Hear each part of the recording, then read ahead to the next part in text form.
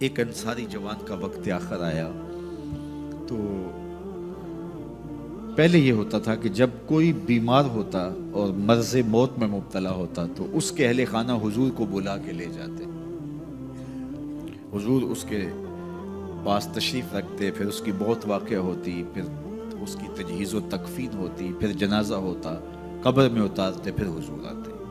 یہ ابتدائی دور کی بات ہے. لیکن جب حضور علیہ السلام کی مصروفیات بڑھنے لگیں تو لوگوں نے کہا کہ آپ تکلیف دیتے ہو حضور کو. صحابہ نے آپس میں طے کیا کہ جب کوئی شخص فوت ہو جائے تو پھر حضور کو بتانا چاہیے.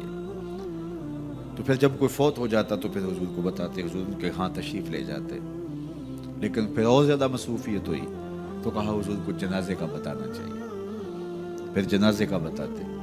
پھر اور کار نبوت کی اہم ذمہ داریاں اور نظم پھیلتا چلا گیا تو پھر صحابہ نے آپس میں مل کے طے کیا کہ جنازے کا بھی نہیں بتائیں گے بلکہ جنازہ اٹھا کے حضور کی چوکھٹ پہ لے آئیں گے.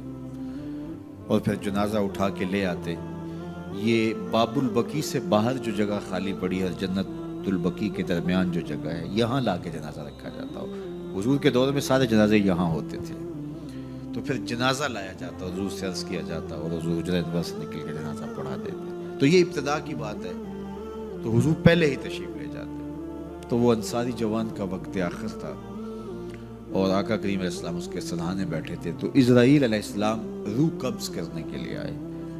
روح جب قبض کرتا ہے ملک الموت تو وہ پاؤں کی جانب سے روح کو قبض کرنا شروع کرتا ہے. تو جب اس نے پاؤں سے اپنا کام کرنا شروع کیا تو حضور نے فرمایا اے اسرائیل ذرا نرمی کرنا، یہ میرا غلام ہے.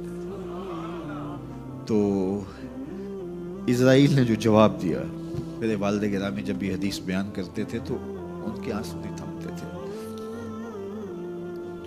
تو اسرائیل نے جو جواب دیا وہ کیا تھا؟ کرے اے نگا، حضور آپ کی آنکھیں ٹھنڈی ہو جائیں، حضور آپ کی آنکھیں ٹھنڈی ہو جائیں. صرف اس کے ساتھ نہیں، آپ کا جو بھی غلام ہوگا اس کے ساتھ نرمی کروں گا، اس کے ساتھ نرمی کروں گا.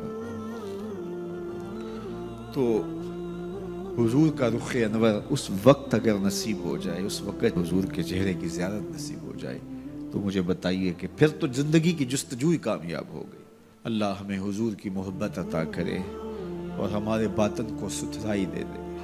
کاروبار بھی ہیں، بچے بھی ہیں، بچوں کے مسائل بھی ہیں، بچوں کے رشتوں کے معاملے بھی ہیں، اور بھی بہت سارے معاملات ہیں جو ہم سب کے ساتھ پیش ہوں گے. لیکن ہماری سب سے بڑی ترجیح یہاں بیٹھنے کی صرف اس کو راضی کرنا ہے. میرے مالک ہمیں ایسا کر دے کہ تو ہم پہ راضی ہو جائے، ہمارے باطن ستھرے کر دے، ہمارے اندر کی غلاظتیں دور کر دے، ہمارے اندر کی گندگیاں ختم کر دے.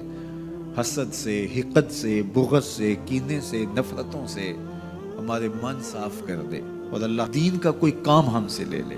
یہ دعا کیجئے گا اللہ ہم سے ہماری استطاعت کے مطابق یہ مشت خاک کسی کام آ جائے، اس کا کوئی مقصد ہو.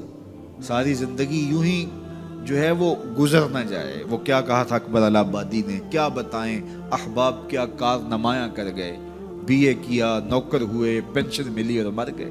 یہ زندگی کا مقصد تو نہیں، یہ تو کام ایک چونٹی بھی کرتی ہے. صبح اپنی بل سے نکلتی ہے، رزق اکٹھا کرتی ہے، خود کھاتی ہے، بچوں کو کھلاتی ہے، موسم برسات کے لیے جمع کرتی ہے، کسی کو ذرا بھی نہیں دیتی.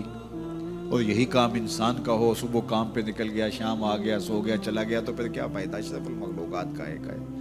تو یہ دعا کریں اللہ اس مشت خاک سے کوئی کام لے لے اپنے دین کے لیے، ہم مقصد کی زندگی گزاریں، با مقصد ہماری حیات مستعار ہو. اور وہ با مقصد تبھی ہو سکتی ہے کہ اللہ رسول کی راہوں پہ گزاروں میں انسانیت کی خدمت کریں. سب سے بڑی خدمت انسانیت کی انسانی ہدایت کے لیے کوشش ہے. انسان کی سب سے بڑی ضرورت ہدایت ہے، تو انسانی ہدایت کے لیے کوشش یہ سب سے بڑی انسانیت کی خدمت ہے. اللہ ہمیں توفیق دے، اپنی پناہوں میں رکھے.